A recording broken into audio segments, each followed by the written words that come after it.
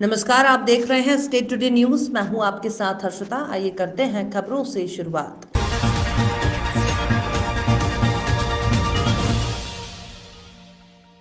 धर्म की नगरी उज्जैन में 2 दिवसीय हनुमान अष्टमी की धूम शुरू हो गई है। महाकाल मंदिर में भस्म आरती में बाबा महाकाल का श्रृंगार भी हनुमान स्वरूप किया गया, जिसके बाद शहर के कई मंदिरों में दर्शन के लिए श्रद्धालु पहुंचने लगे। उज्जैन के गेबी हनुमान जी का श्री कृष्ण स्थली के रूप में आकर्षक श्रृंगार किया गया। शहर में 2 स्थानों से 108 हनुमान दर्शन यात्रा निकाली गई। दिन में अभिषेक पूजन के बाद शाम को आरती के बाद भंडारे का आयोजन होगा। राम भक्त हनुमान का जन्मोत्सव जन्माष्टमी के रूप में उज्जैन शहर में धूमधाम से मनाया गया। एक दिन पूर्व ही शहर के मंदिरों में आकर्षक साज सज्जा की गई। उज्जैन के महाकालेश्वर मंदिर में होने वाली भस्म आरती में भगवान का आज आकर्षक हनुमान स्वरूप में भांग मेवे का श्रृंगार किया गया। हनुमान अष्टमी का महत्व ये है कि भगवान हनुमान जब भगवान राम जी लक्ष्मण जी को रावण पाताल लोक ले गया था बंदी बनाकर, तो हनुमान जी ने उनको छुड़वा कर जब आए थे तो थक गए थे अहिरावण से लड़ते हुए। तो अहिरावण का जब उनने वध करा था तो वापस जब वो आए थे तो उनने अवंतिका में विश्राम करा था। तो उस समय उन्हें भगवान राम से आशीर्वाद मिला था कि ये आपका उत्सव के रूप में मनाया जाएगा प्रतिवर्ष अष्टमी भाव पे। जो श्रृंगार है भगवान का श्रृंगार आज श्री गेबीसाम महाराज श्री सर्वेश्वर महादेव जी को जल चढ़ाते हुए हैं और गुरु श्री शांतिपनी जी भगवान श्री कृष्ण बलराम जी और सुदामा जी को शिक्षा देते हुए है। ये आज का विशेष श्रृंगार है। बाकी प्रसाद वितरण चल रहा है। भगवान का संख्या अधिक से अधिक संख्या में करते हैं भक्त दर्शन। हम ऐसे हम नहीं बता सकते, बाकी अधिक से अधिक करते हैं भक्त। खबर यूपी के बलिया जनपद के फेफना विधानसभा से पंचायती राज्य मंत्री उपेंद्र तिवारी ने बीते दिनों ओवैसी द्वारा दिए गए बयान का पलटवार करते हुए कहा कि ओवैसी कभी ठीक भी बयान देते हैं। विवादित बयान के अलावा वो तय करेंगे कि मुख्यमंत्री और प्रधानमंत्री कौन बनेगा। ओवैसी पहले तय करें कि हम संसद भवन में जाएंगे कि नहीं जाएंगे। साथ ही वो कांग्रेस और सपा पर भी जमकर निशाना साधा। कहा कि आज उत्तर प्रदेश के अंदर कानून का राज स्थापित हो गया है। प्रधानमंत्री जी ने कहा था कि ना गुंडा राज ना भ्रष्टाचार। आज गुंडा राज का खात्मा होते नजर आ रहा है। एक से एक माफिया अपना जमानत कराकर जेल में बंद पड़े हुए हैं। उनके घर और अवैध संपत्ति पर बुलडोजर चल रहा है और नीलामी हो रही है। ये सब मोदी और योगी जी की सरकार में ही संभव है। जो लोग राम भक्तों के ऊपर गोली चलाने का काम किया था, जो लोग राम मंदिर में ताला लगवाने का काम किए थे, आज वो लोग भी राम मंदिर का दर्शन करने जा रहे हैं। ये निश्चित रूप से हिंदुस्तान और दुनिया के करोड़ों लोगों की आस्था का प्रतीक है। कम से कम आज राम के चरणों में तो नतमस्तक हो रहे हैं। कहा है वो वैसे का भी ठीक बयान भी देते हैं क्या विवादित के अलावा, और वो तय करेंगे क्या कि मुख्यमंत्री या प्रधानमंत्री कौन होगा। अरे वो वैसे ही तय करें कि हम संसद में जाएंगे कि नहीं जाएंगे। और वैसे तय करें पुलिस वाले, चाहे जो कुछ भी हो। आज उत्तर प्रदेश के अंदर कानून का राज स्थापित है।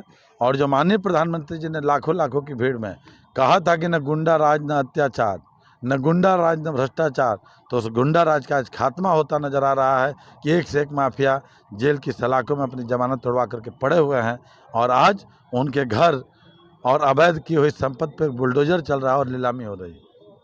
ये योगी जी और मोदी जी की सरकार में ही संभव है। ये एक राहुल गांधी का भी बयान आया था कि मैं हिंदू हूं लेकिन हिंदूवादी नहीं हूं। अब आज वो तो राहुल गांधी का बयान है, तो आप उनसे पूछ सकते हैं कि हिंदू और हिंदूवादी में क्या अंतर है, वही बताएंगे।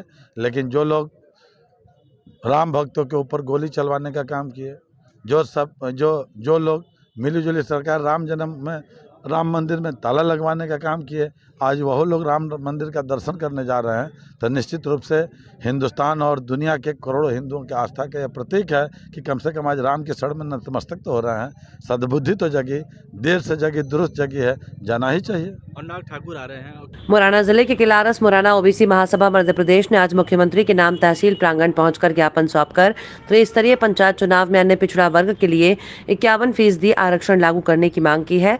ओबीसी महासभा के अध्यक्ष उम्मेद सिंह फौजी और भीम आर्मी के विधानसभा अध्यक्ष अनिल गौतम और अन्य सदस्यों द्वारा सौंपे गए ज्ञापन में कहा गया है कि त्रिस्तरीय पंचायत और नगरीय निकाय चुनाव में ओबीसी वर्ग को 51% आरक्षण लागू किया जाए और मध्य प्रदेश ओबीसी आरक्षण अधिनियम को संविधान की 9वीं अनुसूची में जोड़ा जाए। मध्य प्रदेश विधानसभा में विशेष सदन बुलाकर तत्काल प्रभाव से अधिकतर प्रस्ताव से ओबीसी वर्ग को अनुच्छेद 340 के तहत घोषित आरक्षण को संविधान की 9वीं अनुसूची में जोड़ा जाए। इसके लिए केंद्र सरकार को प्रस्ताव भेजा जाए। ज्ञापन देने वालों में राम खिलाड़ी धाकड़, अनिल गौतम विधानसभा अध्यक्ष, आजाद समाज पार्टी लालू कुशवाहा, उमेद सिंह फौजी ओबीसी महासभा जिला अध्यक्ष और अन्य लोग मौजूद थे।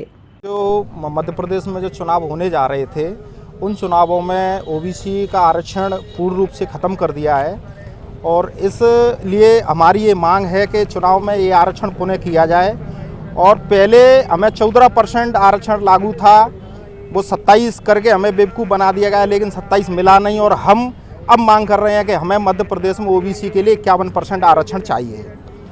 और सबसे बड़े अभी हमारे डॉक्टर साहब ने आपको बताया, तो हमारे संगठन के प्रदेश अध्यक्ष माननीय सुखलाल कुशवाहा जी के बेटे सिद्धार्थ कुशवाहा जी ने हमें यहाँ भेजा कि आप जाइए और ओबीसी का साथ दीजिए। हम महात्मा फुले समता परिषद से आए हैं। धन्यवाद। मध्य प्रदेश में त्रिस्तरीय पंचायत चुनाव और नगरीय निकाय चुनाव के हो रहे थे। उसमें महामहिम राष्ट्रपति जी और माननीय नरेंद्र मोदी जी सुप्रीम कोर्ट द्वारा आरक्षण का जो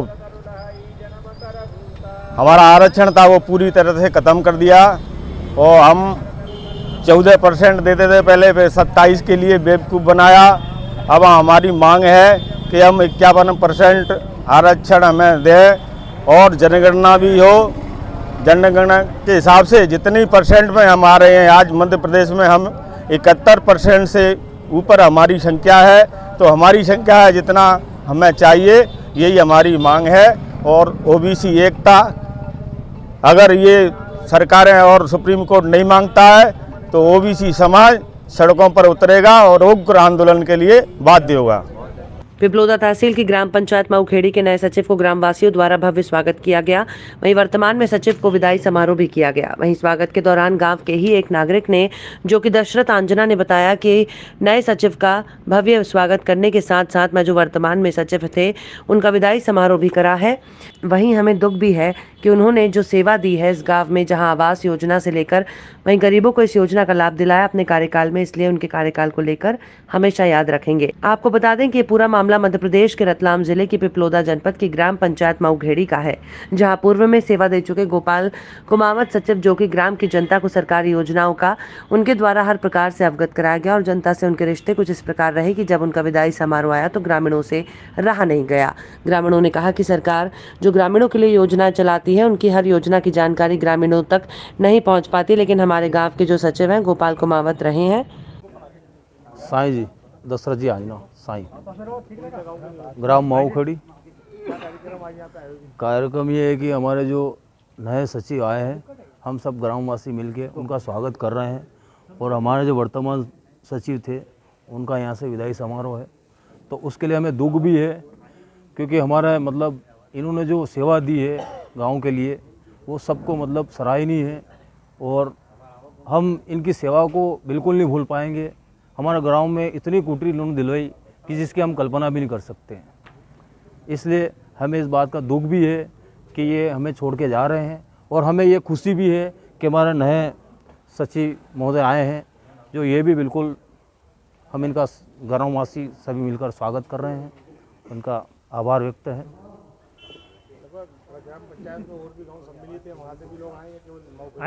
नहीं सर, आसपास के गांव, दूधाखड़ी गांव, ये भी गांव पंचायत नहीं लगती, दूधाखड़ी भी ग्राम दूधाखड़ी से भी आए हैं, गांव से भी आए, और सचिव महोदय भी आए हैं, और सब ने मिलकर इनका स्वागत किया है।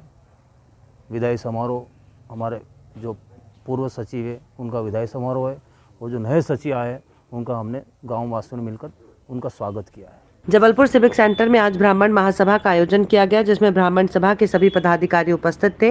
एडवोकेट ब्रजेश दुबे, युवा ब्राह्मण महासभा अध्यक्ष, ने हमें बताया कि हर साल की तरह इस साल भी ब्राह्मण अधिवेशन मनाया गया, और उन्होंने बताया कि ये हमारे लिए गौरव की बात है। 3 पीठ के शंकराचार्य यहाँ पर अधिवेशन के रूप में आ चुके हैं। ब्राह्मण महासभा महाधिवेशन में 76वां अधिवेशन जो हमारे सतगुरु महाराज जी द्वारा स्थापित है राष्ट्रीय प्रगतिशील ब्राह्मण महासभा का यह 76वां अधिवेशन मनाया जा रहा है। इसके हमारे श्री आदर्श मुनि त्रिवेदी जी के माध्यम से यह अधिवेशन मनाया जा रहा है। हम सभी लोग यहाँ पर एकत्रित होकर के ब्राह्मणों के उत्थान के विषय में यह संगोष्ठी की जा रही है। मध्य प्रदेश की सबसे प्राचीनतम ब्राह्मण सभा मध्य प्रदेश प्रगतिशील ब्राह्मण महासभा का आज 76वां वार्षिक अधिवेशन बगलामुखी पीठ सिविक सेंटर में संपन्न हुआ। वरिष्ठ अधिवक्ता और अखिल भारतीय श्री ब्राह्मण महासभा के राष्ट्रीय अध्यक्ष पंडित आदर्श मुनि त्रिवेदी जी के पिताश्री पंडित भीरमानु त्रिवेदी जी, जिन्हें हम सतक्रतु जी महाराज के नाम से संबोधित करते, उनके द्वारा इस सभा की स्थापना की गई थी। और निरंतर हम लोग प्रतिवर्ष इस 25 दिसंबर को महा अधिवेशन मनाते हैं। और हमारे लिए गौरव की बात है कि इस महासभा में 3 पीठ के शंकराचार्य यहाँ पर अधिवेशन अध्यक्ष के रूप में यहाँ पर आ चुके हैं। आज पूजनीय ब्रह्मचारी बगलामुखी पीठ के संचालक परम पूजनीय स्वामी चैतन्य जी के अध्यक्षता में आज का ये अधिवेशन संपन्न हुआ, जिसमें नगर पंडित सभा एवं कानुकुब्ज ब्राह्मण सभा, सरजू प्रारी ब्राह्मण सभा, सनाड ब्राह्मण सभा, भृगु महासभा, सभी के पदाधिकारीगण यहाँ पर आए, उपस्थित हुए। और हम लोग ने संकल्प लिया है आज इस महासभा में कि हम सभी समाज के समस्त शोषित वर्गों के लिए हमारी महासभा कार्य करती रहेगी। ये ब्राह्मण सभा एक ऐसी ब्राह्मण सभा है, न केवल ब्राह्मण बल्कि समाज के सभी वर्गों के लिए हम लोग उत्थान के लिए कार्य करते रहेंगे। हमारे दरवाजे हमेशा सबके लिए खुले हैं और हम लोगों ने आज ये अपना महाधिवेशन मनाया और एक सफल कार्यक्रम रहा।